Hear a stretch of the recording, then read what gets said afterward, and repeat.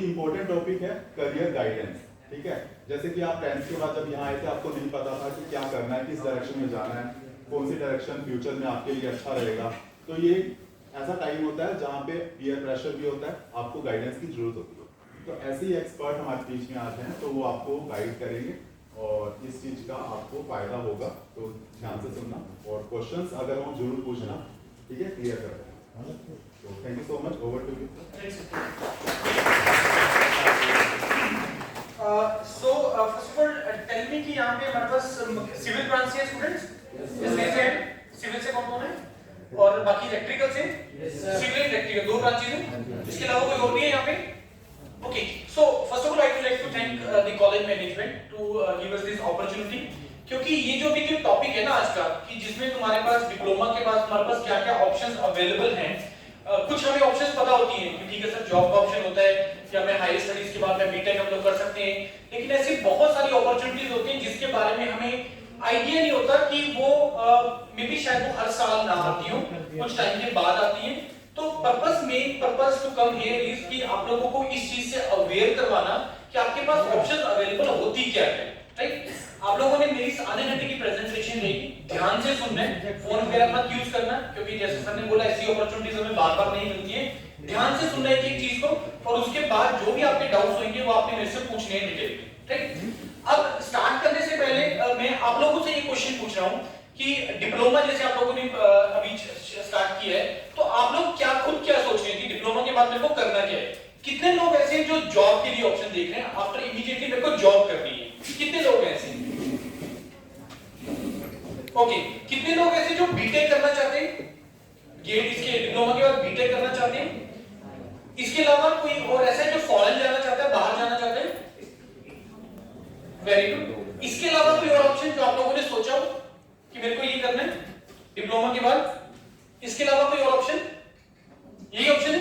देखो अब एक एक कैटेगरी को कवर करते चले जाएंगे कि जैसे आप लोगों ने पहले जॉब की बात की, उसके बाद हायर स्टडीज की, तीसरा अब्रॉड का, तो तीनों पार्ट हम कवर करेंगे कि आपको इसमें अगर डोमेन में जाना है तो क्या-क्या तुम्हारे पास ऑप्शंस होती है और उसमें जाने का क्या रास्ता होता है, क्या-क्या एग्जाम्स होते हैं, वो सारी चीजें हम कवर करेंगे।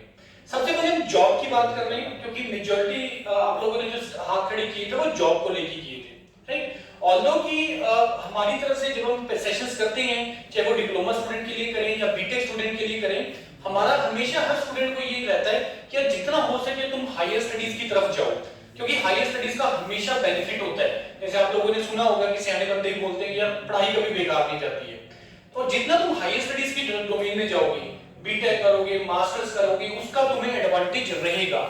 और ये चीज हम भी प्रेफर करते हैं कि तुम जाओ और हायर स्टडीज करो उस चीज के लिए। क्यों करेंगे, कैसे करेंगे, वो सेकंड पार्ट में कवर करेंगे हम लोग। पहले हम जॉब के बारे में डिस्कस करते हैं। देखो जॉब में दो तीन तरह की कैटेगरीज आती है। पहला तो हो गया प्राइवेट सेक्टर, ठीक है, कि मान लो यहाँ पे कोई कंपनी आ रही है प्लेसमेंट के लिए, या आप बाहर जाके किसी भी कंपनी में प्लेसमेंट के लिए आप अपनी, या फिर ऑफ कैंपस आप जाके वहां पे डायरेक्टली अपना रिज्यूमे दे सकते हैं, जो डिप्लोमा स्टूडेंट्स को हायर करते हैं, राइट। वो कोई भी लोकल कंपनी हो सकती है या आप चंडीगढ़ वगैरह जाके कोई एमएनसी वगैरह ऐसा पकड़ सकते हैं। तो एक ऑप्शन होती है आप लोगों के पास प्राइवेट जॉब का, ठीक है जी। पहला कैटेगरी ऑफ जॉब हो गया आपका प्राइवेट जॉब का। दूसरा आप लोगों के पास ऑप्शन होता है गवर्नमेंट जॉब का। गवर्नमेंट जॉब में जैसे हरियाणा एज ए स्टेट में यहाँ पे आपके पास जूनियर इंजीनियर का ऑप्शन होता है, राइट। इसके बाद आपका सेंट्रल गवर्नमेंट के लिए एसएससी जेईई एग्जाम कंडक्ट करवाती है, staff selection commission exam conduct करवाता है जूनियर इंजीनियर की पोस्ट के लिए for various departments of central government. जैसे फॉर एग्जांपल कौन-कौन सी आ जाती है इसमें, एसएससी जेईई एग्जाम कंडक्ट करवाती है, उसमें कौन-कौन से डिपार्टमेंट्स आ जाते हैं? कोई एक दो के नाम बताओ। सीपीडब्ल्यूडी, यस, और हाँ वो CPWD central public works department, वो ही आ गया। और इसके अलावा वाटर रिसोर्स इंजीनियरिंग डब्ल्यूआरई, और इरिगेशन वगैरह डिपार्टमेंट, और मिलिट्री इंजीनियरिंग सर्विसेज वगैरह, और बीआरओ बॉर्डर रोड ऑर्गेनाइजेशंस, ऐसे बहुत सारे डिपार्टमेंट्स हैं। मतलब वो एक कलेक्टिव एक एग्जाम होता है जो एसएससी करवाता है। एसएससी को ये एग्जाम नहीं है, एसएससी तो बॉडी है जो एग्जाम करवाती है, राइट। और वो एग्जाम करवाती है जूनियर इंजीनियर के लिए for various departments of central government, right. जो हर स्टेट के अंदर उनके हेडक्वार्टर्स हैं या यूटीज में हैं, जहां पे भी हैं, तो उनके लिए एग्जाम करवाती है। दिमाग में क्वेश्चन ये आता है कि एसएससी, बहुत सारे बच्चों के दिमाग में ये आता है कि एसएससी मेरे को इसलिए नहीं लिखना क्योंकि सर इसमें पहला पता नहीं सर कहाँ मेरे को भेज देंगे, कि मेरे को नहीं जाना सर, मेरे को हरियाणा में रहना है या पंजाब में रहना है या इसी रीजन में रहना है, पता नहीं सर मेरा कहाँ पे आ जाएगा इसमें फाइनल सिलेक्शन के टाइम पे। तो एसएससी जेईई एक पार्ट हो गया गवर्नमेंट जॉब में। तीसरा पार्ट आ गया आप लोगों के पास रेलवे रिक्रूटमेंट बोर्ड, है ना। आरआरबी के अंदर भी आपका जूनियर इंजीनियर का वैकेंसी होता है। अब अगर मैं फ्रीक्वेंसी बताऊं इन एग्जाम्स का, मैंने जो बताया, देखो प्राइवेट है आपके पास कैंपस प्लेसमेंट, यहाँ पे कंपनीज आती हैं, एक बार वो आपके टाइम फिक्स होता होगा कि 5वें सेमेस्टर में आना है, 6 सेमेस्टर में आना है। बाहर जॉब के लिए जाना है वो कभी भी जा सकते हैं। अगर मैं बात करूं गवर्नमेंट के पॉइंट ऑफ व्यू से, तो गवर्नमेंट जॉब में जो एसएससी है, जो staff selection commission junior engineer का, वो हर साल एग्जाम करवाता है। Every year they conduct the exam. Normally का जो एग्जाम है, जो अभी इनका नोटिफिकेशन आया हुआ है फॉर एसएससी जेईई 2024, उसमें इन्होंने बोला है कि फरवरी के आसपास ये अपना नोटिफिकेशन निकालेंगे और जून और जुलाई में इनका जो है वो एग्जाम हो जाएगा, राइट। अब एसएससी जेईई में जो एग्जाम पैटर्न है अब थोड़ा सा चेंज हो गया है। पहले एग्जाम पैटर्न में क्या था, जैसे इसमें 2 राउंड होते हैं, एक प्रीलिमिनरी होता है, प्रीलिम्स होता है और फिर मेंस होता है। क्या चेंज हो गया कि मेंस पहले होता था डिस्क्रिप्टिव, मतलब जिसमें तुम्हें जैसे कॉलेज में तुम सॉल्यूशन लिखते हैं ना, कॉलेज के एग्जाम में पूरा आंसर लिखना होता है डिटेल में, डिस्क्रिप्टिव उसको बोलते हैं। अब वो चेंज हो गया, अब वो इन्होंने ऑब्जेक्टिव कर दिया है। तो डिस्क्रिप्टिव हट गया है एसएससी जेईई से। बहुत हद तक बच्चे एसएससी जेईई एग्जाम इसलिए नहीं लिखते थे कि सर सेकंड पार्ट डिस्क्रिप्टिव है, मेरा अप्रोच डिस्क्रिप्टिव वाला नहीं है, तो उसको इन्होंने ऑब्जेक्टिव कर दिया। तो एसएससी जेईई हर साल एग्जाम करवाते हैं। नॉर्मली जो इसके फॉर्म आते हैं फरवरी मार्च के आसपास आते हैं, मतलब जब आप 6th सेमेस्टर में होंगे तो आप लोग एलिजिबल होते हैं उस एग्जाम को लिखने के लिए, राइट। उसके बाद जून जुलाई के आसपास इसका होता है आपका प्रीलिम्स और अक्टूबर नवंबर के आसपास होता है इसका मेंस। जैसे अक्टूबर में इसका पिछले एसएससी 2023 का जो मेंस है वो अभी अक्टूबर में होके हटा है। समझ में आ गई बात। तो एसएससी जेईई आप लोगों के पास एक ऑप्शन होती है, प्राइवेट एक ऑप्शन आ गया।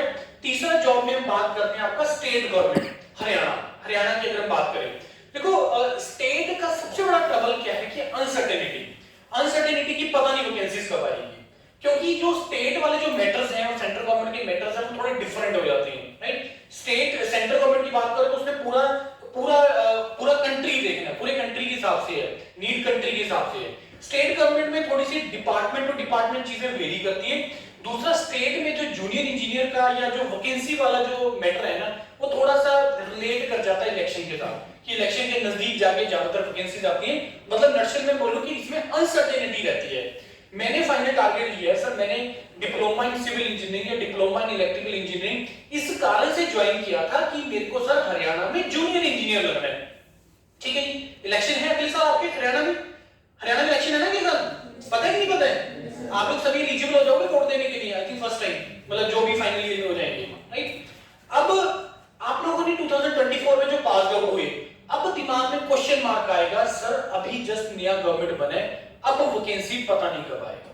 तो ये क्वेश्चन मार्क रहेगा ही रहेगा स्टेट के अंदर, किसी भी स्टेट में। अंटिल और अनलेस आप मेरे से पूछोगे अब ये ट्रेंड चेंज हो रही है, अब ये ट्रेंड चीजों के चेंज हो रही है। अब क्या करती है गवर्नमेंट जब आती है किसी भी स्टेट में, अब वो ट्राई करते हैं कि एवरी ईयर एटलीस्ट वो 1-2 एग्जाम दें, सो दैट कि जो यूथ है वो बिजी रहे एग्जाम के अंदर और उनके लिए एक मोटिवेशन बना रहे। अदरवाइज दिमाग में रहेगा कि लास्ट के 2 साल में इन्होंने एग्जाम निकालने हैं, जब चौथा या पांचवा साल आता है इलेक्शन का तब निकालते हैं, तो 3 साल हम करेंगे क्या करेंगे। तो ये एक मैटर है। तो स्टेट के अंदर जो है अनसर्टेनिटी रहती है कि एग्जाम कब आएंगे पता नहीं। एसएससी जेईई का एग्जाम जो आता है वो हर साल आता है। अब आप बात करते हैं रेलवे रिक्रूटमेंट बोर्ड की। आरआरबी का जो लास्ट टाइम वैकेंसी आया था वो 2018 में आया था, दिसंबर 2018 में। पूरे इंडिया के अंदर 13,000 प्लस वैकेंसी था, 13,000 समथिंग वैकेंसी था। और उससे पिछली बार अगर देखोगे तो 2014 के आसपास आया था। मतलब अगर आप ईयर से थोड़ा कैलकुलेशन करोगे, ये अगेन इलेक्शन वाले ईयर्स हैं, 19 इलेक्शन वाला ईयर है। अगर मैं आपकी जनरल इलेक्शन की बात करूं 24 अगेन इलेक्शन वाला ईयर है, राइट। पिछली बार जो वैकेंसी आया था वो दिसंबर 2018 में आया था, और इस बार फिर से एक्सपेक्टेड है कि दिसंबर 2019 के अंदर railway recruitment board junior engineer के लिए वैकेंसी निकालेगा, राइट। और एक्सपेक्टेड इस बार है तकरीबन 16 से 18,000 के आसपास वैकेंसीज आप लोग आएगा। और मेरे को लगता है कि जो भी फाइनल ईयर में होंगे वो एलिजिबल होने चाहिए उसके अंदर, क्योंकि आरआरबी का प्रोसेस अगेन थोड़ा लंबा प्रोसेस होता है कि पहले प्रीलिम्स होगा, फिर मेंस होगा, फिर आपका डॉक्यूमेंट वेरिफिकेशन होगा। अब इन एग्जाम्स के बारे में कैसे प्रिपेयर करना है, कैसे करना है, वो एक प्रिपरेशन स्ट्रेटेजी का पार्ट है, वो मैं बाद में बताऊंगा आपको। अभी मैं आप लोगों से डिस्कस कर रहा हूं सिर्फ जो आपके पास एग्जाम्स होते हैं। समझ में आ गई बात। तो रेलवे रिक्रूटमेंट बोर्ड एक बहुत बड़ा, क्योंकि रेलवे एक ऐसी डिपार्टमेंट है, रेलवे एक ऐसा डिपार्टमेंट है जिसमें बहुत लोग इंटरेस्टेड होते हैं क्योंकि रेलवे का सैलरी बहुत अच्छा सैलरी है। मतलब एक जूनियर इंजीनियर एक सीनियर सेक्शन इंजीनियर से ज्यादा पैसा कमा लेता है। जो लोग, अगर आप लोगों को कोई नोन है जेई रेलवे में लगे हुए हैं तो उनसे पूछ के देखना कि जो जेई जो है वो सीनियर सेक्शन इंजीनियर से ज्यादा अर्निंग कर लेता है, क्योंकि उसमें इंसेंटिव होता है। जेई में, एसएससी में इंसेंटिव नहीं होता। तो एक बहुत बड़ा रीजन होता है रेलवे ज्वाइन करने का बच्चों के लिए कि सर इसमें पैसा अच्छा खासा बन जाता है और जो बेनिफिट्स है वो तो उसके अंदर है ही है। रेलवे के अंदर कि आना जाना, टिकट्स वगैरह, वो सारी चीजें जो बेनिफिट्स हैं वो सारी चीजें रहती ही रहती हैं आप लोगों को, राइट। अब चौथा एक जो एग्जाम है जिसके बारे में मेजॉरिटी बच्चों को नहीं पता होता वो है पब्लिक सेक्टर का, पब्लिक सेक्टर अंडरटेकिंग्स, पीएसयू। सुना है ये वर्ड, टर्म सुनी आप लोगों ने? पीएसयू सुना आप लोगों ने? Public sector undertakings. पीएसयू क्या होते हैं? पीएसयू गवर्नमेंट जॉब नहीं होती, पहले मैं बता रहा हूं। पब्लिक सेक्टर पहले मैं कुछ नाम बोलता हूं तो आप रिलेट कर पाओगे। जैसे पब्लिक सेक्टर आप लोगों का आ गया, ये आपकी जितनी भी ऑयल कंपनीज हैं, आपके petrol pumps, IOCL, BPCL, HPCL, ISRO, BARC, DMRC, Delhi metro rail corporation, 250 plus public sector हैं इंडिया के अंदर, राइट। अब इन सभी पब्लिक सेक्टर के अंदर डिप्लोमा लेवल पे बहुत वैकेंसीज आती हैं, एनएचपीसी, एनटीपीसी, मतलब एनएमडीसी, सेल, गेल, मल्टीपल। मतलब अगर मैं आपको बोलूं कि एक साल के अंदर कम से कम आप लोगों के पास डिप्लोमा लेवल पे 10,000 प्लस वैकेंसीज सारे पीएसयू मिल मिला के निकालते हैं। और ट्रबल कहां पे है कि हमें पता ही नहीं है कि ऐसी भी कोई वैकेंसीज आती हैं। अब वो जो वैकेंसीज होती है वो उनका वैकेंसी का नाम क्या है, किस पोस्ट के लिए होती है? पहला जूनियर इंजीनियर, ठीक है नहीं, जूनियर इंजीनियर का जो वैकेंसी है उसके लिए डिप्लोमा रिक्वायर्ड होता है। फिर डिप्लोमा लेवल के लिए साइंटिफिक असिस्टेंट बी, ये एक वैकेंसी होती है, scientific assistant B. Stipendiary training, right. Junior engineer मैंने आपको बताया, जूनियर ऑफिसर का भी एक वैकेंसी आता है जो डिप्लोमा लेवल के लिए होता है। तो मेरे कहने का मतलब है आपके दिमाग में एसएससी जेईई होगा, आपके दिमाग में स्टेट गवर्नमेंट होगा, आपके दिमाग में प्राइवेट जॉब होगा। अब एक और चीज को दिमाग में ऐड कर दो, पब्लिक सेक्टर का। तो जितने भी पब्लिक सेक्टर से रिलेटेड डिप्लोमा लेवल की जो वैकेंसीज आएंगी उसमें जो है आप लोग अप्लाई कर सकते हैं और उसके लिए आप जा सकते हैं अपने उस पब्लिक सेक्टर के लिए। लेकिन अब मैंने जैसे बोला कि ये गवर्नमेंट जॉब नहीं होती है, सर क्यों ज्वाइन करना फिर अगर गवर्नमेंट जॉब नहीं होती है? पब्लिक सेक्टर जो होते हैं ये कोलैबोरेटिव प्रोग्राम्स होते हैं, कोलैबोरेटिव ऑर्गेनाइजेशंस होती हैं, सेंट्रल गवर्नमेंट का किसी स्टेट गवर्नमेंट के साथ, सेंट्रल गवर्नमेंट का किसी प्राइवेट ऑर्गेनाइजेशन के साथ, या दो बड़े पब्लिक सेक्टर मिलके भी एक पब्लिक सेक्टर क्रिएट कर देते हैं, न्यू पब्लिक सेक्टर, राइट। अब जैसे for example DMRC, Delhi metro rail corporation. अब मेरे को ये बताओ ये पब्लिक सेक्टर किस किस का कोलैबोरेशन होगा? एक सेंट्रल गवर्नमेंट का है और एक दिल्ली गवर्नमेंट का। समझ में आ गई बात? अब आपके पंजाब नेशनल बैंक क्या है, स्टेट बैंक ऑफ इंडिया क्या है, ये बैंक्स क्या है, जेएंडके बैंक क्या है, ये सब पब्लिक सेक्टर होते हैं। आप लोगों में से किसी के पेरेंट्स बैंक में है? बैंक में है किसी के पेरेंट्स? हैं? जो अच्छा दूसरा उससे पब्लिक सेक्टर ज्वाइन क्यों करना है? ये गवर्नमेंट जॉब से अच्छे होते हैं या कैसे होते हैं? कंपैरिजन क्या है सर गवर्नमेंट जॉब और पब्लिक सेक्टर का? पब्लिक सेक्टर में जो सैलरीज हैं वो गवर्नमेंट जॉब से ज्यादा होती है। दूसरा नंबर जो बेनिफिट्स हैं, जो मैं आपको बता रहा था इससे पहले कि रेलवे में जा रहे हो तो तुम्हें ये बेनिफिट्स तुम्हें मिलते हैं, तो जो पब्लिक सेक्टर के अंदर जो बेनिफिट्स है वो कंपैरेटिवली गवर्नमेंट जॉब से ज्यादा होते हैं। सैलरी ज्यादा, बेनिफिट ज्यादा। सर गवर्नमेंट, अगर मैं आपसे पूछूं कि गवर्नमेंट जॉब ये बता ज्वाइन करने का एक रीजन बताओ कि तुम लोग गवर्नमेंट जॉब क्यों ज्वाइन करना चाहते हो, मोर देन 50% बच्चों का ये आंसर होता है सर जॉब सिक्योरिटी होती है। यही होता है ना रीजन कि सर जॉब सिक्योरिटी, कि जितना मर्जी उल्टा सीधा काम करते ही निकालेंगे, यही होता है ना रीजन। तो ये थॉट क्यों आता है, ये थॉट क्यों आना कि निकालेंगे नहीं, जॉब सिक्योरिटी? ये रीजन नहीं होना चाहिए यार। अगर तुम्हारे अंदर कैपेबिलिटी है, अगर तुमने सोचा हुआ है कि मेरे को अच्छा काम करना है, तो ये जॉब सिक्योरिटी कहां से आ गई यार? अगर तुम किसी ऑर्गेनाइजेशन के लिए एसेट हो, चाहे वो प्राइवेट है चाहे वो गवर्नमेंट है, कभी नहीं आपको निकालेंगे। बात आ रही है, नहीं समझ में आ रही है? अब मेरे को ये बताओ तुम्हें जो ज्यादा ग्रोथ है वो पब्लिक गवर्नमेंट जॉब में मिलेगा या प्राइवेट में मिलेगा? ज्यादा ग्रोथ किसमें मिलता है? प्राइवेट में मिलेगा। तो अगर तुम पैसा कमाना चाहते हो, तगड़ा पैसा कमाना चाहते हो, वो मिलेगा ही तुम्हें प्राइवेट में, गवर्नमेंट में नहीं मिलेगा। गवर्नमेंट में तो फिक्स है कि इतना तुम्हें पे स्केल मिलना है, इतना तुम्हारा बेसिक है, इतना तुम्हारा डीए, इतना तुम्हारा एचआर है, ये तुम्हारा फिक्स है। लेकिन प्राइवेट के अंदर ऐसा नहीं होता। प्राइवेट में पैसा किस रेट से मिलेगा? तुम्हारी कैपेबिलिटी के ऊपर, तुम्हारी कैपेबिलिटी के ऊपर। और प्राइवेट तुम्हें पैसा देगा क्यों? अब कैपेबिलिटी तुम्हारे रिज्यूमे के ऊपर तो लिखी नहीं हुई, लिखी हुई है नहीं लिखी, वो तो जब तुम काम करना स्टार्ट करोगे तभी उसको तुम्हारी कैपेबिलिटी का पता लगेगा।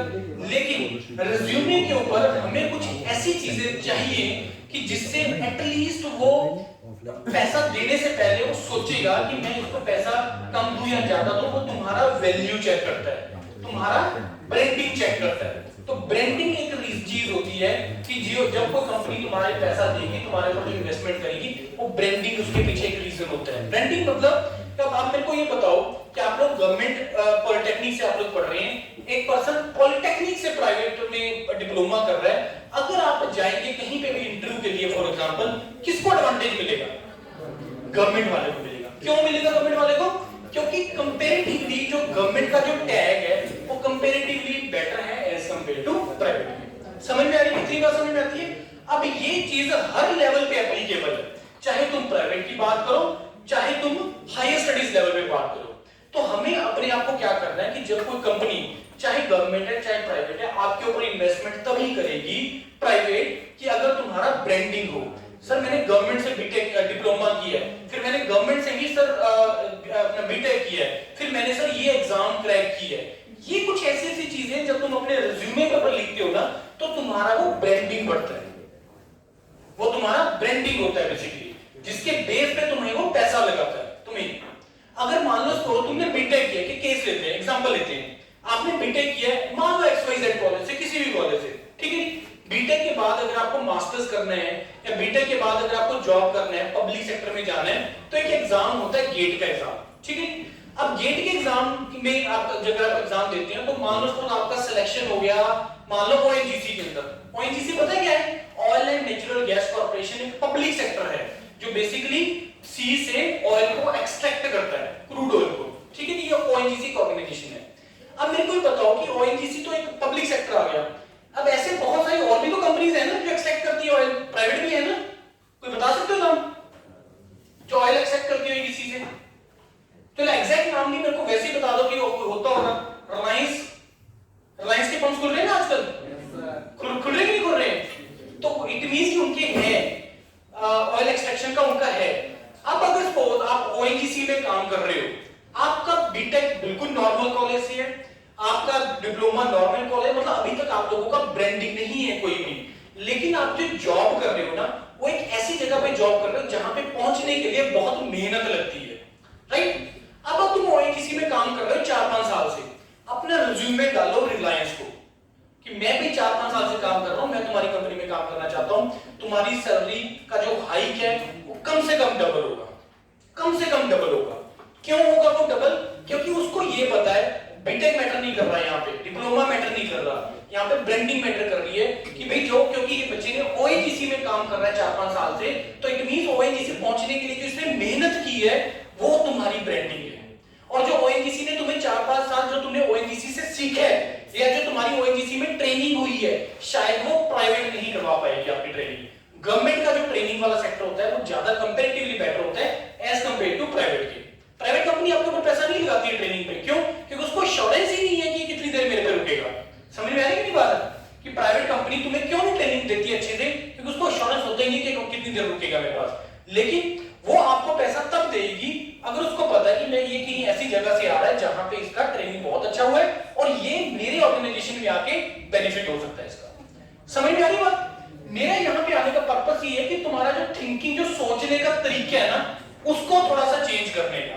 क्योंकि हम लोग ना बहुत ज्यादा रिजिड हो जाते हैं, स्पेसिफिक हो जाते हैं उस पाथ को फॉलो करने के लिए जो शायद ट्रेंड पीछे से चलता आ रहा है। गेटिंग माय पॉइंट और नॉट? तो मैं आपको यहाँ पे वो आपको थोड़ा सोचने का तरीका चेंज करने के लिए मैं आया हूँ। मेरा सेशन इसी चीज के ऊपर होता है कि सोचने का नजरिया हमें चेंज करना है। हमें अपने आप को रिस्ट्रिक्ट नहीं करना है कि मेरे को सिर्फ डिप्लोमा करना है या मेरे को हरियाणा गवर्नमेंट में जाना है या मेरे को इस डोमेन में जाना है। नहीं, जितना हो सके अपने आप को एक्सप्लोर करो। अगर आपको लगता है कि मेरे अंदर कैपेबिलिटी है, अगर मेरे अंदर कैपेबिलिटी है, एनीबॉडी कैन डू दैट। आप लोग एफर्ट मारोगे, मेहनत करोगे, पैसा कमाने का कोई लिमिट नहीं है, कोई लिमिट नहीं है पैसे के लिए। बहुत कंपनीज हैं, बहुत लोग हैं, बहुत ऑर्गेनाइजेशन हैं जो पैसा देने को बैठी है, पैसा देने को बैठी है, लेकिन हमें अपना रास्ता अकॉर्डिंगली चूज करना पड़ेगा, राइट। अब जैसे मैं आपको वापस आते हैं अपनी जॉब की प्रोफाइल के ऊपर, तो मैं आपको बता रहा था पब्लिक सेक्टर में एक साल के अंदर कम से कम 10,000 प्लस वैकेंसीज आती हैं डिप्लोमा लेवल के लिए। मैंने बहुत सारे पब्लिक सेक्टर के नाम आप लोगों को बताए हैं, राइट। बीआरसी के अंदर वैकेंसी, अभी बीआरसी का भी होके है ये एग्जाम, इसका साइंटिफिक असिस्टेंट बी का अभी एग्जाम होके है, देखिए इसका देखना, हमने वीडियो भी डाला उससे रिलेटेड, इसका भी एग्जाम होके है। और ये हर पब्लिक सेक्टर के अंदर होते हैं, जूनियर इंजीनियर के, साइंटिफिक असिस्टेंट बी के, ये सारे एग्जाम आप लोगों के पास होते हैं, राइट। प्राइवेट में बात करें, अगर प्राइवेट में मेरे को जॉब लेने, देखो प्राइवेट में जॉब लेने का कोई बड़ा चैलेंज नहीं है, अगर आप लोगों में अगेन पॉइंट वहीं पे है, अगर आपके पास नॉलेज है, अगर आपके पास कैपेबिलिटी है, जो आपका डिप्लोमा का जो सर्टिफिकेट है वो तो जस्ट एक एलिजिबिलिटी क्राइटेरिया है कि तुम लोग इस पोस्ट के लिए अप्लाई कर सकते हो। किसी ने वैकेंसी निकाला, रिक्रूटमेंट निकाला कि जिसके पास भी डिप्लोमा इलेक्ट्रिकल है वो अप्लाई कर सकता है मेरे पास यहाँ पे, तो वो एक एलिजिबिलिटी क्राइटेरिया है, लेकिन वो एश्योरेंस नहीं है आपकी सिलेक्शन का, जॉब का। अगर आपको जॉब चाहिए तो अच्छी जॉब अगर आपको चाहिए तो उसके लिए आपको मेहनत करनी पड़ेगी, उसके लिए आपको एग्जाम्स निकालने पड़ेंगे, उसके लिए आपको इंटरव्यू को अच्छे तरीके से प्रिपेयर करना पड़ेगा। बात में आ रही है नहीं आ रही है समझ में? तो अभी तो जो मैं आप लोगों से बात कर रहा था वो सारी की सारी किससे रिलेटेड है? जॉब से रिलेटेड है, राइट। अब हम बात करते हैं कि ये जो मैंने आपको एग्जाम्स बताए हैं, सब इनके एग्जाम्स के सिलेबस क्या होते हैं, क्या इनके अंदर आता है रिटन एग्जाम्स के अंदर, और इसकी तैयारी कैसे करनी होती है। मैं आपको ना कुछ टॉपिक्स बोल रहा हूं जो जनरल टॉपिक्स हैं या जो कलेक्टिवली इसमें इन एग्जाम्स के अंदर आते हैं। देखो कोई भी एग्जाम में अगर बात करूं, एसएससी जेईई की बात करूं, आरआरबी की बात करूं या पब्लिक सेक्टर की बात करें, तो किसी भी एग्जाम के अंदर दो चीजें आती हैं। पूरे एग्जाम को हम दो कैटेगरीज में डिवाइड करते हैं। एक पार्ट होता है आपका टेक्निकल पार्ट, जो आप लोग अपने डिप्लोमा में पढ़ते हैं, राइट। जो जैसे आपके सब्जेक्ट्स आपने पढ़े सिविल के अंदर सॉइल मैकेनिक्स, हाईवे पढ़ा, इरिगेशन पढ़ा, रेलवे पढ़ा, सॉन्ग पढ़ा, फ्लूइड मैकेनिक्स पढ़ा, ये सब पढ़ते हो, एक टेक्निकल हो गया। इलेक्ट्रिकल में आप लोग पढ़ते हो, पावर सिस्टम पढ़ लिया, नेटवर्क पढ़ लिया, कंट्रोल पढ़ लिया, डिजिटल पढ़ लिया, ये आप लोग टेक्निकल, इसको हम बोलते हैं टेक्निकल पार्ट, राइट। दूसरा पार्ट आता है अब non technical part. Non technical part में क्या होता है? सबसे पहली चीज क्वांटिटेटिव एप्टीट्यूड। सुना है ये वर्ड किसी ने? Quantitative aptitude. क्वांटिटेटिव एप्टीट्यूड क्या होता है, आपको बता सकते हैं मेरे को? ये नॉन टेक सिलेबस के अंदर आता है क्वांटिटेटिव एप्टीट्यूड। हां भाई हिंदी में मेरे को नहीं पता इसकी, लेकिन क्वांटिटेटिव एप्टीट्यूड क्या होता है ये मैं बताता हूं। क्वांटिटेटिव एप्टीट्यूड क्या होता है? ये 10th तक का मैथमेटिक्स होता है। जैसे इसके अंदर टॉपिक आते हैं एलसीएम पढ़ के आए हो आप लोग 10वीं तक, एचसीएफ पढ़ के आए हो, टाइम स्पीड डिस्टेंस की प्रॉब्लम्स करके आए हो, प्रॉफिट लॉस की प्रॉब्लम्स करके आए हो, करके आए हो नहीं करके आए हो? यही होता है ये क्वांटिटेटिव एप्टीट्यूड, इसको बोलते हैं आपका 10वीं तक का मैथमेटिक्स, राइट। दूसरा आ जाता है रीजनिंग। रीजनिंग सुने किसी ने? रीजनिंग के कोई टॉपिक्स बता सकते हो मेरे को? रीजनिंग में जैसे आप लोग 10th तक एक नंबर सीरीज पढ़ के आते हो कि अगर ये नंबर है, बीच में डैश डाल दिए, ये नंबर आएगा तो यहाँ पे क्या नंबर आएगा, ऐसी प्रॉब्लम्स करके आए हो ना 10th तक? ये नहीं करिए, ये रीजनिंग का पार्ट होता है, राइट। उसके बाद आपकी इसमें जैसे सिटिंग अरेंजमेंट। सिटिंग अरेंजमेंट मतलब कि जैसे सर्कल में बिठा दिए किसी को, तो यहाँ पे कौन बैठेगा, ये 5 लोग हैं, इस ऑर्डर में बिठाना है, तो मतलब इस तरह की प्रॉब्लम सिटिंग अरेंजमेंट से रिलेटेड। ब्लड रिलेशन से रिलेटेड कि ये इसका मामा है, ये इसका चाचा है, इसका ताया है, तो उसका उसके साथ क्या रिलेशन होगा, ब्लड रिलेशन, ये पढ़ के आए ना आप लोग। ये सारे के सारे जो टॉपिक्स हैं इसको रीजनिंग बोलते हैं। क्या बोलते हैं इसको? रीजनिंग। तो क्वांटिटेटिव एप्टीट्यूड, रीजनिंग। तीसरा पार्ट जो इसका सिलेबस के अंदर होता है वो होता है आपका जनरल स्टडीज। जनरल स्टडीज क्या होता है कि जैसे आप लोग हिस्ट्री पढ़ के आए हैं, सारे ज्योग्राफी आप लोग पढ़ के आए हैं, पढ़ के आए नहीं पढ़ के आए हो? इकोनॉमी का भी कुछ पार्ट आप लोगों ने पढ़ा होगा, पढ़ा कि नहीं पढ़ा? तो ये जनरल स्टडीज इसको बोलते हैं। अब जनरल स्टडीज दो तरीके की होती है। पहला तरीका होता है कि जो स्टैटिक है, स्टैटिक मतलब फिक्स, कि 1857 से प्लीज है 1857 है, तो उसमें अगर कुछ हुआ तो हुआ था। 1947 में अगर देश आजाद हुआ था तो हुआ था। ये स्टैटिक पार्ट है। समझ में आ रही है कि नहीं बात? कि सबसे ज्यादा हाइट कौन सा वो है, माउंटेन है भाई, ये वाला, ये स्टैटिक पार्ट बोलते हैं इसको, स्टैटिक जनरल स्टडीज बोलते हैं, स्टैटिक जीके। एक पार्ट होता है जो करंट से रिलेटेड चल रहा है कि आजकल क्या चल रहा है भाई, इसरो ने कोई कौन सा अभी रिसेंटली रॉकेट लॉन्च किया, किसने अभी इस बार रिसेंटली वर्ल्ड कप जीता, किसने हॉकी का ये वाला कप जीता, समझ में आई बात? ये करंट अफेयर होता है, राइट। तो जनरल स्टडीज दो पार्ट में, एक आपका आ गया जो स्टैटिक वाला पार्ट है, दूसरा पार्ट आ गया आपका जो करंट से रिलेटेड है। तो 3 टॉपिक हो गए, क्वांटिटेटिव एप्टीट्यूड हो गया, रीजनिंग हो गया, और तीसरा पार्ट आ गया आपका जनरल स्टडीज। चौथा पार्ट जो इन एग्जाम के अंदर आता है वो है आपका इंग्लिश।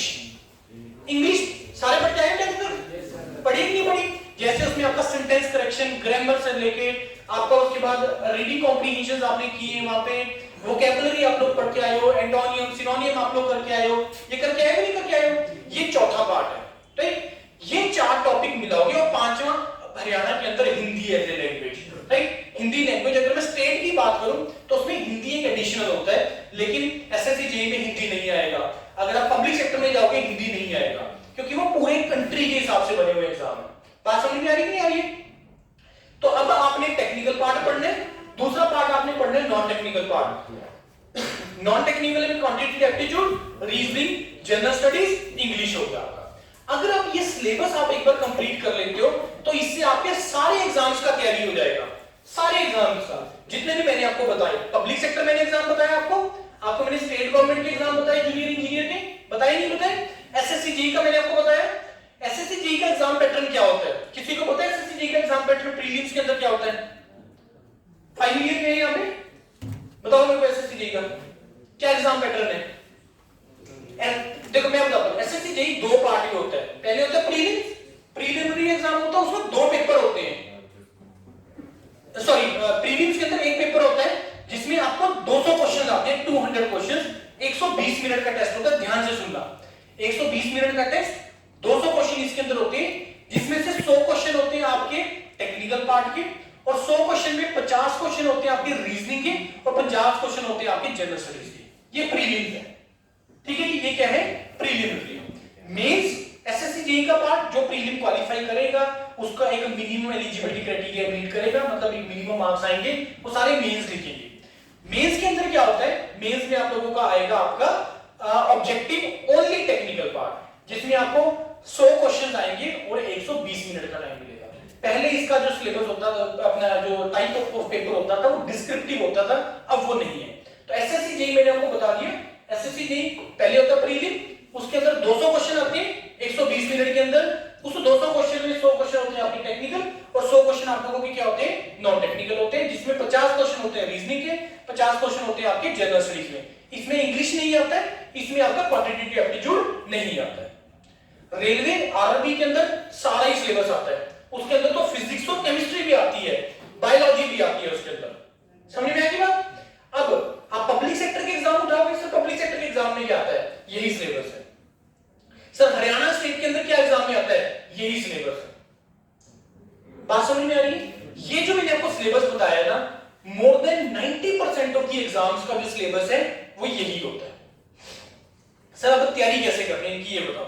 तैयारी करने का सिंपल, वही बड़ा सिंपल सा तरीका है। इसमें कोई भी ऐसी चीज नहीं है जो आप लोगों ने नहीं पढ़ा हो पहले। कोई ऐसी चीज है जो आपने नहीं पढ़ी पहले, या वो आपसे कोई ऐसी चीज पूछेगा जो तुमने पढ़ी नहीं है?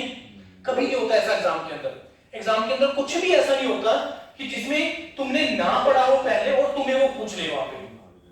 किसी भी एग्जाम में, कोई भी एग्जाम उठा लो दुनिया का, कोई भी चीज ऐसी नहीं पूछेगा वो एग्जाम के अंदर कि जो तुमने ना पढ़ी और वो एग्जाम के अंदर डाल रहा है। बात आ रही किसी समझ आ रही है?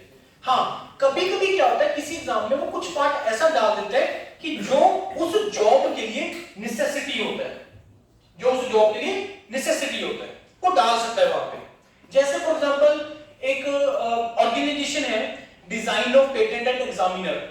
ये क्या चीज है कि जो पेटेंट वर्ड सुना आप लोगों ने? पेटेंट सुना? पेटेंट कि जैसे आपने कोई चीज कुछ नए तरीके से आपने कोई मशीन बना ली, हमने इसका पेटेंट करवा लिया। जैसे फॉर एग्जांपल मैं आपको बताता हूं, आप लोग टॉफी सारे खाते हैं? अब टॉफी 2 तरीके की रैपिंग में आते हैं। एक तो ऐसे वाली होती है, एक जिसके ऐसे कट लगे होते हैं। ये जो ऐसे कट लगे हैं ना, ये पेटेंटेड है, इसको कोई ऐसे यूज नहीं कर सकता। अगर किसी को उसको यूज करना है तो जिसने इसका पेटेंट करवाया हुआ उसको आपको पैसे देने पड़ते हैं, तो आप उसको यूज कर सकते हो। बात आ रही है कि नहीं समझ में आ रही है? इस लेवल का पेटेंट है, ऐसे नहीं आप किसी भी चीज को यूज कर सकते हो। ठीक है, वो करी जा रहा है, कोई बंदा यूज करी जा रहा है, नहीं पता लग रहा है, बात अलग है। लेकिन जब आप एक बहुत रेपुटेटेड उसमें आ जाते हैं तो वो आपको पेटेंट करवाने पड़ती है चीजें, राइट? तो आपके पास कोई ऐसी चीज आपने बनाई है कि जो आपको लगता है कि नहीं सर ये चीज मार्केट में बिक सकती है, इसका पेटेंट करवाना, कोई और कॉपी पेस्ट ना कर ले। बात आ गई समझ में, राइट? तो ऐसी चीजों को पेटेंट करवाने के लिए एक ऑर्गेनाइजेशन है जिसको मैंने बोला design and patent of examiners, right? उसका भी एक एग्जाम हुआ, उसके अंदर एक अलग से टॉपिक उन्होंने ऐड कर दिया, बाकी सारा सिलेबस यही है जो मैंने आपको बताया, उसके अंदर एक नया टॉपिक उन्होंने ऐड कर दिया, IPR, intellectual property rights. Intellectual property rights, जो मैं अभी चीज बताया कि मैंने पेटेंट करवाया हुआ है, मेरा राइट है इसके पीछे, या मैंने कोई चीज बनाई है उसके राइट्स, हमें अपने राइट्स पता होने चाहिए, हमें अपने फंडामेंटल राइट्स हमें पता होना चाहिए। पढ़िए ना, राइट्स वर्ड तो समझते हो ना, अधिकार, है ना, इसकी मेरे को हिंदी आती है, राइट। तो कहने का मतलब ये कि आपको ना थोड़ा सोचना है, अगर आप कुछ अच्छा करना चाहते हो, यार don't get yourself satisfied with 10-15 हजार की नौकरी, 10-15-20 हजार की नौकरी से सेटिस्फाइड मत होना। बहुत बैठे हैं पैसा देने के लिए, बहुत कंपनीज बैठी हैं पैसा देने के लिए, लेकिन आपको उस झुंड से बाहर निकलना है। टाइम लगेगा तुम्हें अपना करियर बनाने में, मे भी डिप्लोमा कंप्लीट हो, 3 साल का बीटेक किया, मे भी 2 साल का एमटेक किया, उसके बाद साल 2 साल और लगे। मैं बोल रहा हूं अभी आपने डिप्लोमा कंप्लीट कर रहे हो, 18 साल की उम्र है, मेरे को ईमानदारी से बताओ, आंखें बंद करके सोच के, क्या तुम्हें नौकरी की जरूरत है? 10% एक साइड में रख दो कि जिसको घर में देना है, लेकिन अगर मेरे को अपना खर्चा निकालना हो, नहीं है रिक्वायरमेंट, तो क्या जल्दी है यार? नहीं होनी चाहिए जल्दी। सबसे बड़ी मिस्टेक लाइफ की, लोग पता क्या करते हैं, बहुत जल्दी जॉब में जाना है, नहीं जल्दी, पर ये नहीं कि अपना टाइम भी वेस्ट करते रहो कि सर ने बोला था कि 25 साल तक जॉब मत करना, चलो घूमते फिरते ऐश करते हैं, ये भी नहीं करना हमें। लेकिन उस 25 साल तक मेहनत करनी है तसल्ली के साथ, कि जिस दिन 25 साल में जाके मैं कहीं पे जॉब के लिए जा रहा हूं और मैं डिमांड कर सकूं, भाई 1 लाख रुपए चाहिए मेरे को।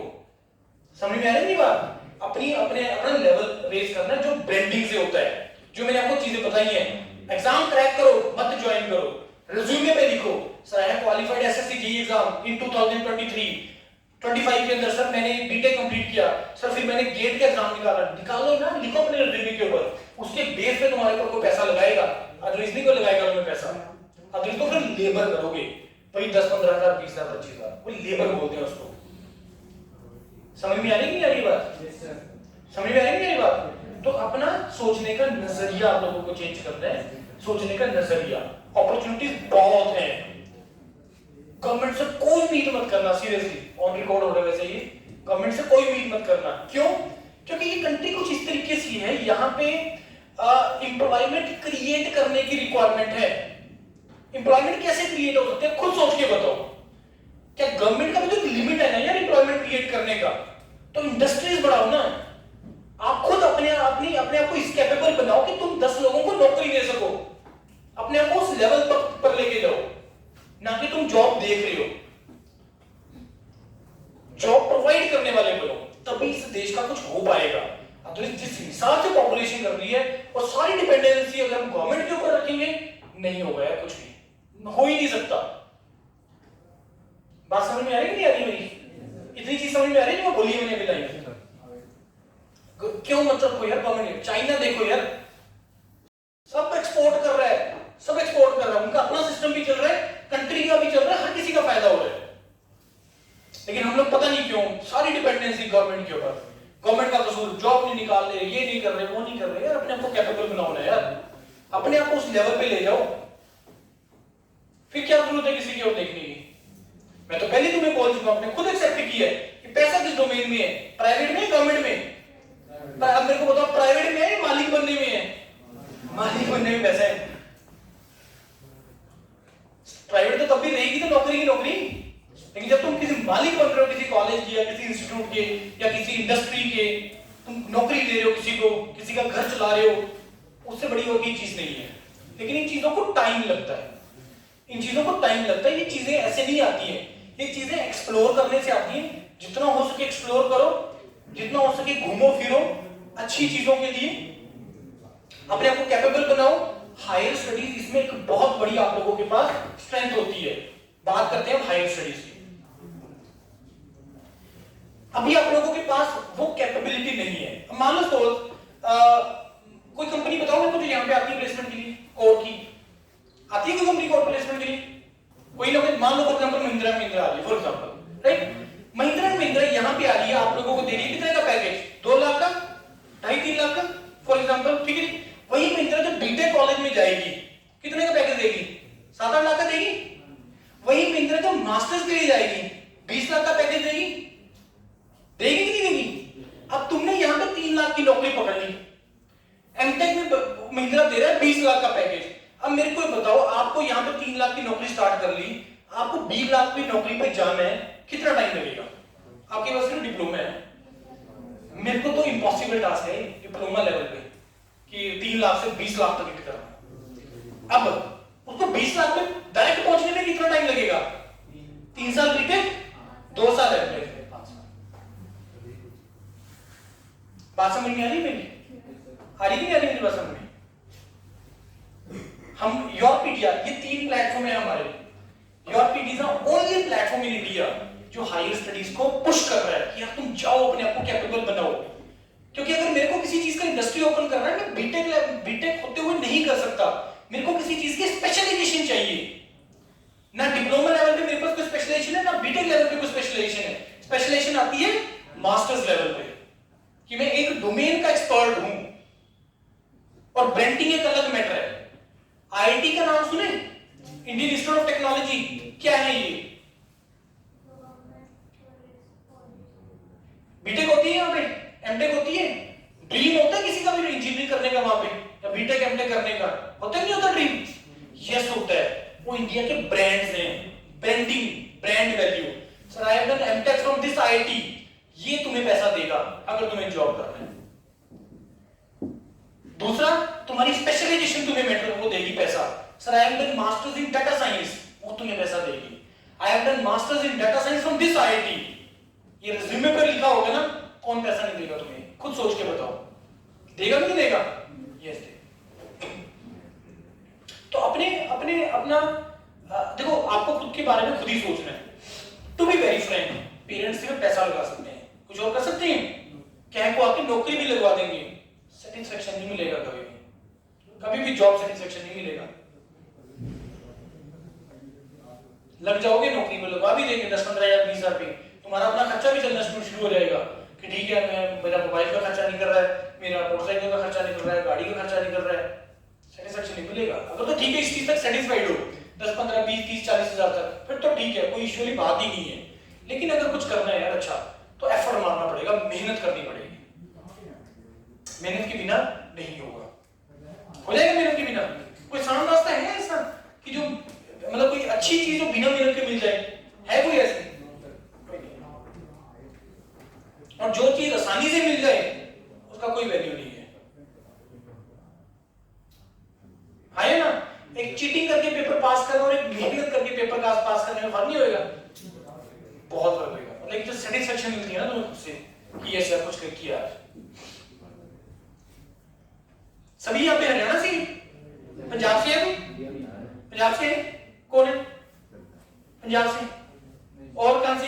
यूपी से? Okay good. बिहार से भी है?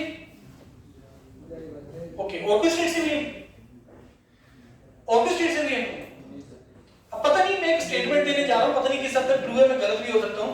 आप लोग जो हरियाणा से है ना, इन यूपी बिहार वाले बच्चों को पढ़ते हुए देखना। पता ही मेरे को, मतलब to be very frank, exceptions हो सकती हैं, इनको पढ़ते हुए देखना। क्योंकि ये जिस सिस्टम से आए ना, जिस कल्चर से आए हैं, इन्होंने वहां पे अपने अपने भाइयों को, बड़े भाइयों को मेहनत करते देखा है। मेहनत यहाँ पे भी होती है, नो डाउट, लेकिन यहाँ पे कुछ और तरीके की मेहनत है, वहां पे कुछ और तरीके की है। इनके दिमाग में एक चीज है, पता क्या है? Government job. एक चीज है, गवर्नमेंट जॉब ही नहीं हुई। लेकिन टू बी वेरी फ्रैंक, आप लोगों के हरियाणा के दिमाग में किसी में कुछ नहीं होगा, करना क्या है? सच में बता रहा हूं मैं, 90% है, ऐसा नहीं है। मैं 10% मैंने इसलिए एक्सेप्शन ले लिया, बीच में मार्जिन निकाल दिया थोड़ा। जो देखो, जो फैक्ट है वो फैक्ट है। फैक्ट को कभी भी तुम इग्नोर नहीं कर सकते। फैक्ट फैक्ट ही रहेगा हमेशा। सच कड़वा भी होता है ना? ट्रुथ इज बिटर, कड़वा होता है। लेकिन आप लोग कैपेबल सब होते हैं, सिर्फ बात होती है मेहनत करने और ना करने के अंदर, बस इतना सा फर्क है। मेहनत करने वाली बात है, मेहनत करो, अपना टाइम स्पेंड करो अच्छी चीज में, खेलो कूदो, मौज मस्ती सब कुछ करो, लेकिन अपनी जिंदगी में, अपने एक दिन के अंदर अपनी जिंदगी को कुछ टाइम डिवोट करो। 2-3 घंटे मेरे को अपनी लाइफ को देने हैं। अगर 2-3 घंटे में तुम डेली बेस पे अपनी लाइफ के हिसाब से देने लग जाओगे ना अपने आप को, वेस्टेज नहीं करोगे, निकल जाओगे ऊपर। अब ये मत बोलना सर 8 घंटे यहाँ रहते हो ना कॉलेज में, वो भी तो मेहनत ही है, वो एक अलग चीज है। वो तो तुम देखा देखी में आ रहे हो यहाँ पे, या अटेंडेंस के कारण आ रहे हो, एग्जाम्स के कारण आ रहे हो, एक डिग्री के लिए आ रहे हो, सर्टिफिकेट के लिए, बात आ रही है नहीं आ रही समझ में? तो थोड़ा सा अपना नजरिया चेंज करो सोचने का। दूसरा, अब बात करते हैं अब्रॉड की। जो लोग अब्रॉड जाना चाहते हो, अगेन अगर अब्रॉड लेवल पे जाना है, अब्रॉड जाना है, पहला चीज यार पैसा वेस्ट मत करके जाना अपने पेरेंट्स का, उनकी हार्ड अर्न मनी है यार, वो जमीनें बेचेंगे, लोन लेंगे, मत करना ऐसा। अगर ये सिचुएशन आ रही है लोन लेने की या जमीन बेचने की, मत जाना बाहर। तुम्हें वहां पे जाके ठीक है, तुम्हें दिखेगा कि हाँ जी वहां जाके सर हम मेहनत कर लेंगे, इतना आसान नहीं है चीजें। मैं तो बिल्कुल फेवर में हूं कि तुम जाओ अब्रॉड और एजुकेशन के लिए जाओ, अच्छी एजुकेशन के लिए जाओ, एज ए लेबरर मत जाओ। एटलीस्ट आप लोग टेक्नोक्रेट्स हो, इंजीनियर्स हो, तो एज ए इंजीनियर जाओ अगर जाना है वहां पे। और अगर इस लेवल पे हिट करना है तो हायर स्टडीज बेस्ट लेवल होता है जाने का अब्रॉड। बैचलर लेवल पे नहीं, मास्टर्स लेवल पे नहीं, जाना चाहते हो पीएचडी लेवल पे जाओ। जितना तुम्हारी यहाँ पे कोई गवर्नमेंट जॉब नौकरी देता होगा ना, उतना तो वहां पे एक महीने का स्टाइपेंड है पीएचडी लेवल पे। 3-3, 4-4 हजार यूएस डॉलर पर मंथ का स्टाइपेंड होता है पीएचडी के लिए। तो अगर अब्रॉड जाना चाहते हो, पहली बात है पैसा मत वेस्ट करके जाना यार। जाना चाहते हो एज ए इंजीनियर जाना, और कुछ इस तरीके से जाना कि वहां पे जाके तुम एक टेक्नोलॉजी टेक्नोक्रेट्स वाली चीजों को हाथ डालो। ऐसा नहीं कि लेबर वाला, ठीक है थोड़ा सा टाइम होता है, लेकिन अपने आप को कैपेबल बनाना। अपने आप को कैपेबल बनाओगे फिर कोई ट्रबल नहीं आएगा। अगर कैपेबिलिटी नहीं होगी तो ट्रबल आएगा, फिर तो ये लेबर ही है। ठीक है बन जाते हैं 1000, 2000, 3000, 4000 डॉलर बन जाएंगे। 10,000 प्लस डॉलर का टारगेट करो यार अगर अब्रॉड जाना है। उसके हिसाब से स्ट्रेटेजी बना के चलो कि अगर मैं अब्रॉड जा रहा हूं तो साल 2 साल के बाद मेरे को अपनी इनकम को 10,000 प्लस डॉलर करना है मंथली। कैसे करना है वो टारगेट पहले बना के जाओ। देखा देखी मत जाओ कि कोई है सर वहां पे नो मेरी टेक केयर कर लेगा। अपनी अपनी सेल्फ डिपेंडेंसी होना बहुत ज्यादा जरूरी है। हाँ ये बात नहीं आ रही समझ में? तो इस कारण से मेहनत करो यार, मेहनत करना स्टार्ट करो, अपना रास्ता डिसाइड करो कि मेरे को क्या रास्ता चूज करना है। ऑप्शंस बहुत हैं, ह्यूज ऑप्शंस आते हैं, राइट? प्रिपरेशन स्ट्रेटेजी बहुत सिंपल है। प्रिपरेशन करने के लिए क्या करना है कि जैसे मैंने आपको बताया कि ये जितने भी सब्जेक्ट्स होते हैं इन एग्जाम्स के लिए, तो उसमें आप लोगों के पास जितने भी आप लोगों के पास एग्जाम्स होते हैं उसमें कोई भी चीज ऐसी नहीं जो आप लोगों ने नहीं पढ़ी है। अगर आप कॉलेज के साथ रहते रहते प्रिपरेशन करना चाहते हो तो उसका बड़ा सिंपल सा तरीका ये है कि जो आप एग्जाम टारगेट कर रहे हो उसके ना प्रीवियस ईयर क्वेश्चंस का बुक मंगवा लो, मार्केट से मिल जाता है। आरआरबी टारगेट कर रहे हो उसका बुक मंगा लो प्रीवियस ईयर का, एसएससी का जेईई का प्रीवियस ईयर का बुक मंगवा लो, स्टेट एग्जाम्स के लिए किसी ने भी बुक पब्लिश किया होगा या उसके प्रीवियस ईयर पेपर डाउनलोड कर लो और उन क्वेश्चन को प्रैक्टिस करना स्टार्ट कर दो। ऐसे नहीं रैंडमली बस ठीक है किताब खुली स्टार्ट कर दी है, नहीं। जो सब्जेक्ट तुम्हारे कॉलेज में चल रहे हैं ना करंटली प्रेजेंट में, उस सब्जेक्ट के प्रीवियस ईयर क्वेश्चंस लगा लो ना यार। क्या दिक्कत आएगी? आएगी कोई दिक्कत? कोई दिक्कत नहीं आएगी। जहां भी दिक्कत आएगी उस चीज को लर्न करो कि ये क्वेश्चन मेरे को नहीं हुआ, ये कांसेप्ट मेरे को नहीं आता, उस कांसेप्ट को समझो, हो जाएगा। क्वांटिटेटिव एप्टीट्यूड क्वेश्चन प्रैक्टिस करना स्टार्ट करो। वहीं पे बोला 2-3 घंटे, 2-3 घंटे तो दो यार। घंटा टेक्निकल में लगाओ, घंटा नॉन टेक्निकल में लगाओ, करना स्टार्ट करो ना यार। तुम्हारा रिदम अपने आप बनना स्टार्ट हो जाएगा। जब रिदम बनना स्टार्ट हो जाएगा तो तुम्हारा दिल करेगा कि मैं इस 2-3 घंटे को 4-5 घंटे पे ले जाऊं, कि मेरे को चीजें समझ में आ रही है, मेरे को एग्जाम निकालना है, मेरे को करना है, तो हो जाती है चीजें।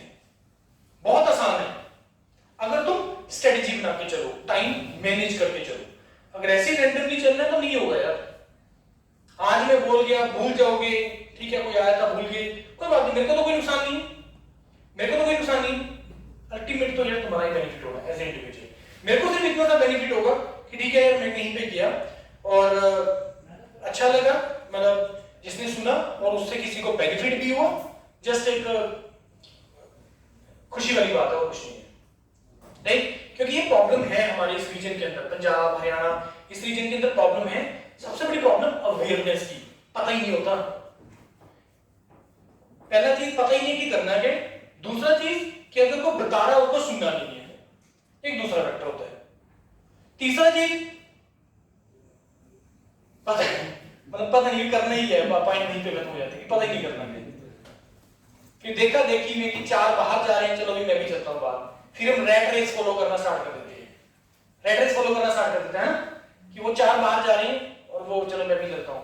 कि 4 गवर्नमेंट जॉब की तैयारी कर रहे हैं, चलो मैं भी करना स्टार्ट करो। अपने खुद डिसाइड करो यार तुम्हारा कैपेबिलिटी, तुम्हारा टेम्परामेंट किस डोमेन में है, उसको सोचना स्टार्ट करो। किस कौन सी ऐसी चीज है जिसको करके तुम्हें अच्छा लगता है, जिसको करके तुम्हें अच्छा लगता है, उसको करियर से जोड़ो। जरूरी नहीं है कि भाई तुम्हें जॉब ही करनी है, जो मैं बोल के जा रहा हूं वही करना है, नहीं। तुम्हें देखो जब तुम, क्योंकि अब मेरे को भी किस चीज में इंटरेस्ट है, मेरे को कैसे पता चलेगा, कैसे पता चलेगा, खुद बताओ तुम्हें किस चीज में इंटरेस्ट है, कैसे पता चलेगा? देख के तो नहीं पता चलेगा, करके पता चलेगा, करके पता चलेगा। मैंने हिस्ट्री पढ़नी शुरू कर दी, मैंने ज्योग्राफी पढ़नी शुरू कर दी, मेरे को इकोनॉमी पढ़नी शुरू कर दी, मैंने पॉलिटी पढ़नी शुरू कर दी। अब मेरा इंटरेस्ट किस डोमेन में बनेगा वो कैसे पता चलेगा? जब मैं उसको पढ़ना स्टार्ट करूंगा, जो चीजें मेरे को समझ में आ रही है, मेरा इंटरेस्ट बनना है, मेरा दिमाग उस तरीके से काम करना स्टार्ट कर रहा है, इट मींस कि मेरा उस डोमेन में इंटरेस्ट है। और उसको फिर जोड़ दो अपने करियर के साथ कि मेरे को इस डोमेन में इंटरेस्ट है, इकोनॉमी में मेरे को इंटरेस्ट बन रहा है, सर इससे करियर कैसे जुड़ेगा? उसको करियर से जोड़ना स्टार्ट कर दो, उसी डायरेक्शन में मेहनत करना स्टार्ट कर दो, फिर इस तरीके से करना स्टार्ट करो। बात आ रही है समझ में? राइट?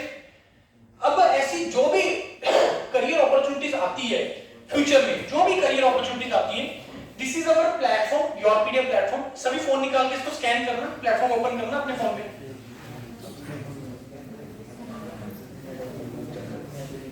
हाँ नेटवर्क नहीं आता, ये तो प्रॉब्लम है। चलो कोई नहीं, जिसके भी चलता है चलिए ना, चलो इसको फोटो क्लिक कर लो। नेटवर्क का क्यों इशू है यहाँ पे? क्यों? फिर ये तो बिल्कुल ही बंद होना चाहिए totally.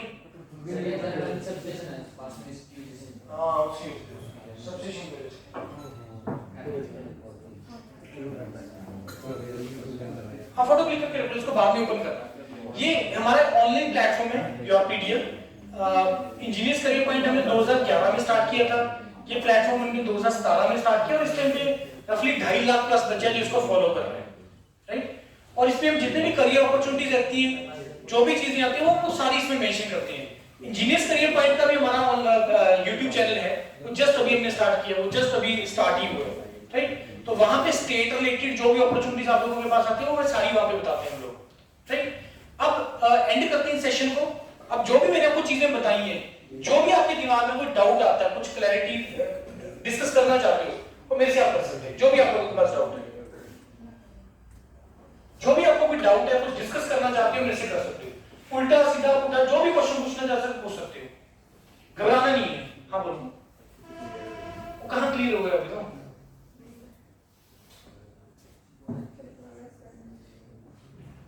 Who is the first brave? पहला ब्रेव कौन है जो क्वेश्चन पूछेगा? क्योंकि हेजिटेशन होती है ना। हाँ जैसे आपने बोला कि हायर एजुकेशन अच्छा रहता है आपको जॉब्स वगैरह के लिए, तो आप जैसे करने वाले को गवर्नमेंट को उसके वजह से गवर्नमेंट को आईआईटी अब इस साल एलिजिबल है प्लस 2 के बाद, अगर नेक्स्ट डिप्लोमा की बात करें तो आईटी क्लब को एलिजिबल नहीं बैठ जाओ, मैं बताता हूँ। देखो आईटी लेवल पे जितना तुम हायर स्टडीज लेवल पे एंट्री मारोगे ना, उतना ज्यादा आसान है। बीटेक लेवल पे भी अब जो कंपटीशन है बहुत कम हो गया कंपैरेटिवली, पहले बहुत कंपटीशन था। अब अगर तो आपने डिप्लोमा कर लिया, मैं बोलूंगा आपको कि आप मत ट्राई करना आईटी का, मास्टर्स लेवल के लिए ट्राई करो आईटी का। बीटेक आप किसी भी गवर्नमेंट कॉलेज, गवर्नमेंट तो वो IT is not the only government college, आपकी हरियाणा में बहुत गवर्नमेंट कॉलेजेस हैं। जैसे बता सकते हो भाई हरियाणा में, बताओ बीटेक के लिए गवर्नमेंट कॉलेज कौन कौन से हैं? नीलकेड़ी। हाँ और बताओ,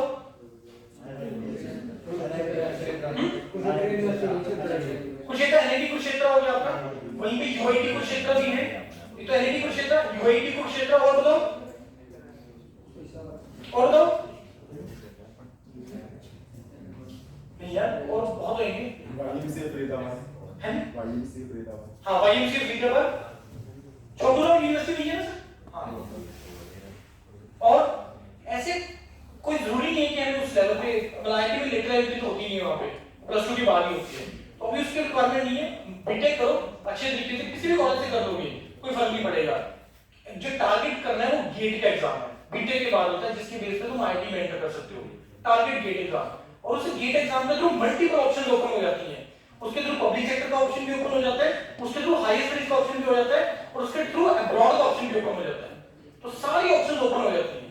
जो लोग भी हायर स्टडी स्टार्टेड कर रहे हैं, मैं आपको रास्ता बता रहा हूं, बीटेक करो। अच्छा कॉलेज बुरा कॉलेज मैटर नहीं करेगा, अगर आप टारगेट कर रहे हो बीटेक के बाद गेट का एग्जाम, क्योंकि गेट एक ऐसा एग्जाम है, सुना किसी ने गेट एग्जाम का नाम सुना? गेट एक ऐसा एग्जाम होता है, GATE is graduate aptitude test in engineering, right? GATE एक ऐसा एग्जाम है जो बीटेक के बाद आप दे सकते हो, थर्ड ईयर ऑनवर्ड्स आप दे सकते हो, जो कि जिसको देने के बाद आप लोग एलिजिबल हो जाते हैं to apply for the IITs, to apply for the NITs, triple IITs, for public sector jobs managerial level पे। जब आप डिप्लोमा लेवल पे अप्लाई कर रहे हो तो जूनियर इंजीनियर के लिए अप्लाई कर रहे हो, लेकिन जब आप बीटेक के बाद अप्लाई करोगे पब्लिक सेक्टर के लिए, अगेन सैलरी वाला डिफरेंस तो रहेगा ही रहेगा, लेकिन जो तुम्हारा प्रोफाइल रहेगा वो मैनेजमेंट वाला रहेगा, management trainee, executive trainee, graduate engineer trainee, ये प्रोफाइल्स होते हैं जब आप बीटेक के बाद एंटर करते हैं। तो अगर कोई भी आप लोगों में से सोच रहे हैं कि बीटेक करने का, जरूर टारगेट करो गेट का एग्जाम, क्योंकि GATE is a very beautiful exam, क्योंकि इसके थ्रू मल्टीपल ऑप्शंस ओपन हो जाता है। गवर्नमेंट जॉब, आपका हरियाणा यूटिलिटी डिपार्टमेंट में असिस्टेंट इंजीनियर का जो जॉब है वो गेट के थ्रू है, वो अपनी टेस्ट वगैरह नहीं लेते हैं, सिर्फ गेट का एग्जाम दिया, अप्लाई किया, मेरिट में नंबर आया, डॉक्यूमेंट वेरिफिकेशन हुआ, फाइनल सिलेक्शन। पंजाब का भी जो पब्लिक जिस पीएसपीसी डिपार्टमेंट, इलेक्ट्रिसिटी डिपार्टमेंट, उसमें भी असिस्टेंट इंजीनियर है वो गेट के थ्रू है, राइट? तो गेट के थ्रू गवर्नमेंट जॉब आ गया। Public sector, majority public sector GATE के थ्रू रिक्रूटमेंट करते हैं, ऑल्दो कि बहुत सारे पब्लिक सेक्टर अपना टेस्ट भी लेते हैं, उसके बाद इंटरव्यू होती है, कुछ जीडी जीटी भी करते हैं, राइट? ये जो मैंने आपको बताया इसके थ्रू आपको सारी ऑप्शन, सारी अवेयरनेस आ जाएगा इस के थ्रू, इस चैनल के थ्रू, राइट? और उसके बाद अगर आपको मैनेजमेंट डोमेन में जाना है, हर आईआईटी के अंदर, हर एनआईटी के अंदर मैनेजमेंट डोमेन भी आप जा सकते हैं गेट के थ्रू। आपको आईएमएस में एंटर करना है, इंडियन इंस्टीट्यूट ऑफ मैनेजमेंट, अगर वहां पे तुम्हें मैनेजमेंट प्रोग्राम के लिए जाना है, उसके लिए भी गेट का एग्जाम होता है। तो अगर आपने अब्रॉड जाना है मास्टर्स प्रोग्राम के लिए, 6 यूनिवर्सिटीज हैं जो मास्टर प्रोग्राम की गेट के थ्रू करती हैं, राइट? उसके थ्रू भी गेट का, उसके लिए भी आपका गेट का एग्जाम ओपन हो जाएगा। उसके बाद गेट का अगर आप एग्जाम देते हो, क्वालिफाई करते हो, उसको आप अपने रिज्यूमे में लिख सकते हो, जिसका बेनिफिट आपको इंटरव्यूज में या फाइनल सिलेक्शन में होता है, राइट? तो गेट एक ऐसा एग्जाम है जो हर किसी को देना चाहिए जो भी बीटेक करता है, और टारगेट करो उस एग्जाम को, क्योंकि उससे तुम्हारा टेक्निकल नॉलेज बहुत अच्छा होता है और तुम्हारी कंसेप्ट क्लैरिटी बहुत ज्यादा अच्छी हो जाती है। तो इस तरीके से अपना पाथ चूज करो। वही मैं आपको बताया हूं कि जो मैंने भी आपको सारा कंक्लूड अगर मैं करूं पूरी प्रेजेंटेशन को, कि आपका पहले तो चीज है कि नजरिया आपको चेंज करना है अपना सोचने का, रेट रेस को फॉलो नहीं करना है, अपॉर्चुनिटीज ह्यूज हैं, बहुत अपॉर्चुनिटीज हैं। आपको पहले ये डिसाइड करना है कि मेरा टेम्परामेंट, मेरा इंटरेस्ट किस डोमेन में लाइक कर रहा है, और उस इंटरेस्ट को अपने करियर से कैसे जोड़ना है, ये रास्ता तय करो। फिर सारे की सारे चीजें ओपन हो जाएगा आपका, फिर बहुत अच्छा करियर बन जाएगा। और जल्दी मत करना लाइफ में जॉब करने का, 23, 24, 25 साल तक अपना ब्रांडिंग करो। अपना ब्रांडिंग करना बहुत ज्यादा जरूरी है, अपना नॉलेज एक्वायर करना बहुत ज्यादा जरूरी है, स्पेशलाइजेशन होना बहुत ज्यादा जरूरी है, तो जाके आप लोग टेस्ट कर पाओगे उस सक्सेस को, शायद आप लोगों ने सोची भी नहीं होगा। ये चीज मेरी बात याद रखना। ये वीडियो रिकॉर्ड हो रहा है, यूट्यूब पे आ जाएगा, मे बी 2, 4, 5 साल के बाद इसको दोबारा से देखना वीडियो को, मे बी शायद उस टाइम पे आपको इस चीज का रियलाइजेशन होगी कि मैं आज क्या बात कर रहा हूं। मे बी शायद आप लोग उस चीज को सोच भी ना पाएंगे, क्योंकि आप लोगों ने वो चीजें नहीं सोच देखी है ना ही आप लोगों का इकोसिस्टम वैसा है जो आप लोगों को ये सोचने पर मजबूर कर रहा है ही इकोसिस्टम। यहाँ पे कितने लोग हैं जो मैंने आज बात की है, जो डिस्कशन होता होगा आप लोगों के आपस में, होता था? नहीं होता था। होता था नहीं होता था? नहीं होता था। तो जब तक आप लोगों का वो इकोसिस्टम नहीं आएगा उस तरीके का, तो हम सोचेंगे भी किस तरीके से, फिर वो रास्ता फॉलो भी कैसे करेंगे। आगे की बात समझ में? ठीक है, आंसर हो गया आपका कोई? और भी कोई? गेट के लिए हम अप्लाई कर सकते हैं। गेट के एग्जाम, गेट जो एक्चुअल में जो एग्जाम जो स्टार्ट हुआ था, this was to go for the higher studies. GATE के एग्जाम के लिए आपको बीटेक रिक्वायर्ड होता है, राइट? तो थर्ड ईयर ऑनवर्ड्स आप गेट का एग्जाम दे सकते हैं, राइट? और इसका लिखने का नंबर ऑफ अटेम्प्ट्स का कोई लिमिट नहीं होता है, एज का कोई लिमिट नहीं होता है। क्यों नहीं होता? क्योंकि ये एक्चुअल में एग्जाम हायर स्टडीज के लिए स्टार्ट हुआ था। वो बात एक अलग है कि इसके थ्रू अब मल्टीपल ऑप्शन ओपन हो गया, राइट? लेकिन जब आप बाद में अप्लाई करते हैं स्पेशली फॉर द जॉब, वहां पे एज लिमिट आ जाता है। हायर स्टडीज करने का कोई एज लिमिट नहीं होता। तो गेट लिखने का नंबर ऑफ अटेम्प्ट्स का कोई लिमिट नहीं है, एज का कोई लिमिट नहीं है। आप थर्ड ईयर ऑनवर्ड्स आप गेट का एग्जाम दे सकते हैं, ऐसे होता है। राइट? Any other query? कोई डाउट हो? चलो कोई बात नहीं, सेशन को एंड लोगों को क्वेरी होता है, क्योंकि हेजिटेशन होती है, मेरे को, मैं समझता हूँ, मैं अभी यहीं पे हूँ 5-10 मिनट, तो कोई चीज अगर आपको कोई चीज डिस्कस करनी है, कोई डाउट आता है, आप वो मेरे से पूछ सकते हैं। और थैंक यू, आप लोगों ने बहुत अच्छे से सुना, और मैं विश्वास करूंगा इस चीज में कि मेरी इस इंटरेक्शन से 2-4-5 लोगों में फर्क पड़ेगा, और इस कॉलेज में वो एक चेंज आएगा, वो इकोसिस्टम में चेंज आएगा, जिससे आने वाले जो स्टूडेंट, जो आपके जूनियर्स आएंगे, उनको डेफिनेटली उस चीज का बेनिफिट होगा। लेकिन किसी ना किसी को तो देखो स्टार्ट करना ही है, किसी ना किसी को तो एग्जांपल सेट करनी है, जिसमें आपके टीचर्स भी आपके जूनियर्स को बता सकें कि एक ऐसा स्टूडेंट था जिसने ये किया, आज ये कर रहा है। रोल मॉडल होना बहुत ज्यादा जरूरी है, राइट? चलो, thank you and all the best.